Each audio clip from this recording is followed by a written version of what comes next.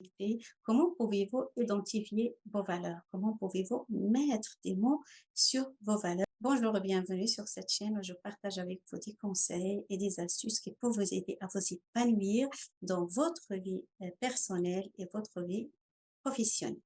Je tiens à préciser d'abord que les valeurs, ce n'est pas qu'au niveau intellectuel et cognitif, cérébral, mais ça concerne tout votre être. C'est au niveau émotionnel, c'est au niveau euh, des comportements, c'est au niveau de vos actions, et etc.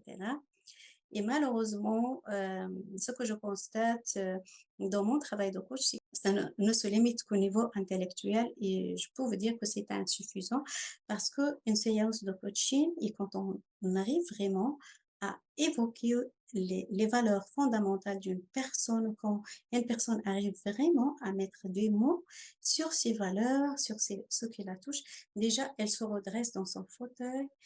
Déjà, on voit la respiration, changement au niveau respiration, au changement aussi au niveau du regard qui devient brillant. Pourquoi? Parce que, voilà, elle a pu mettre des mots sur ses valeurs, elle a pu conscientiser, elle a pu vraiment être reconnectée à ce qui est primordial pour elle. Alors, comment est-ce qu'on peut vraiment trouver ces valeurs? J'explique ça en 3 étapes. Première étape, ça concerne les personnes que vous admirez, que ce soit dans votre entourage, que ce soit sur les réseaux sociaux, que ce soit dans des films, au cinéma, et etc. Ça veut dire que ces qualités ou ces valeurs, vous les avez en vous déjà. Sinon, vous ne les aurez pas identifiées chez les autres. La seule différence est que vous ne vous autorisez pas à les exprimer, pas encore.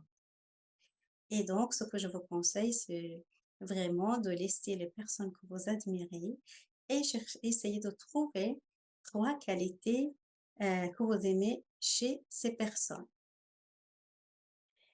Et c'est aussi valable par rapport aux films, les célébrités et les héros, vos héros dans les films, héroïnes. Essayez de trouver ce que vous aimez, ce qui vous a touché, ce qui vous a ému quand vous regardez un film. Et je pense que ça nous arrive tous de pleurer ou d'avoir pleuré un moment devant un film. Qu'est-ce que ça veut dire? Ça veut dire que ça touchait des valeurs chez vous, des valeurs qui ont été mises dans un placard. Pourquoi? Parce que ça a été réprimé un moment dans votre vie, surtout dans le jeune âge, ça touchait quelque chose chez vous, la beauté, ça touchait la justice, ça touchait le sens vraiment de la réalisation de soi, le dépassement de soi, peu importe. Et donc, ce serait très, très, très, très important si vous pouvez, ou si vous vous rappelez de certains films, et noter qu'est-ce qui vous a touché. Notez juste les qualités ou les valeurs qui vous ont vraiment profondément touché. Et à ne pas négliger vos anti-héros parce qu'ils représentent vos anti-valeurs. C'est quelque chose que vous ne supportez pas, quelque chose qui vous agace aussi. Ça, c'est important de pouvoir mettre des mots là-dessus. La deuxième étape pour pouvoir identifier vos valeurs. Essayez de trouver une journée extraordinaire dans votre vie. Une journée où vous étiez sentie heureuse, heureux, que ce soit dans votre vie de manière générale, dans votre vie de couple, de famille ou dans votre vie professionnelle. Afin de vous aider, par exemple, si vous me répondiez, voilà, la journée où j'étais super bien, c'est la journée où on est parti en famille faire excursion, peu importe, ça veut dire que peut-être la valeur famille est importante pour vous. Je dis peut-être. Si vous me répondiez, par exemple, oh, qu'on est parti en couple et on a passé la journée ensemble, on a fait énormément d'activités, peut-être pour vous, la complicité est une valeur importante pour vous. Au sein d'un couple, la valeur partage, et si vous me répondiez, par exemple, qu'au sein de votre travail, c'est le jour où on a reconnu votre travail, on vous a dit merci devant tout le monde ou on vous a attribué une promotion ou peu importe, peut-être pour vous la valeur reconnaissance est primordiale. Et je tiens à préciser que vous étiez ou vous vous êtes senti si bien parce que vos valeurs ont été ou plusieurs de vos valeurs ont été comblées ce jour-là. Donc, ce serait très important de conscientiser ça en notant ce qui a été comblé chez vous, ce qui vous a rendu plein de joie ce jour-là. Notez aussi les journées où vous vous êtes senti mal, les journées où ça n'a pas été, parce que là, probablement, plusieurs de vos valeurs n'ont pas été respectées.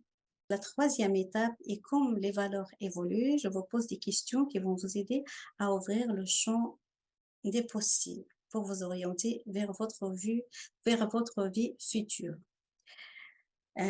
Si tout était possible pour vous, quelle serait pour vous une vie idéale? Quelle serait pour vous une vie de couple idéale? Quelle serait pour vous une vie professionnelle idéale? Voilà. Essayez de noter toutes ces questions et trouvez un moment de calme où vous êtes dispo et répondez à ces questions et soyez généreux dans vos réponses parce que plus vous fournissez d'informations, mieux c'est. Et après, essayez de repérer quelles sont les qualités, quelles sont les valeurs qui reviennent et vous pouvez en choisir 7 jusqu'à 10. Ce sont vos valeurs importantes, ce sont vos valeurs primordiales.